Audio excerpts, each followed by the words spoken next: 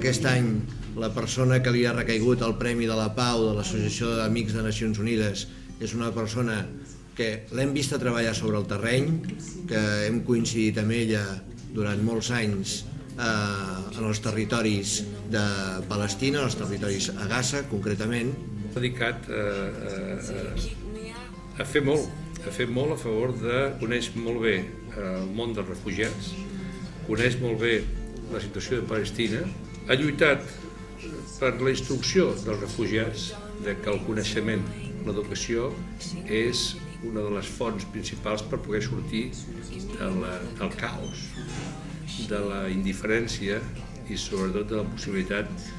d'arribar a ser alguna cosa. Una de les coses que més ens plau del premi d'aquest any és poder explicar-li a la ciutadania aquesta organització amb aquest nom estrany, UNRWA, que fa tants anys que existeix,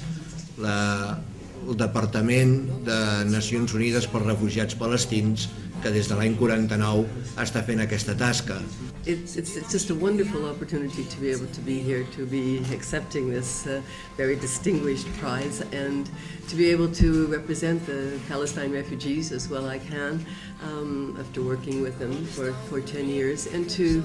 make it clear how strong they are themselves, but how much support they need and can use, and especially in terms of achieving their rights, particularly for a viable state where they can manage their own affairs.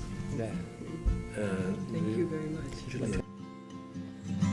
99% of my luck burned, and I hope some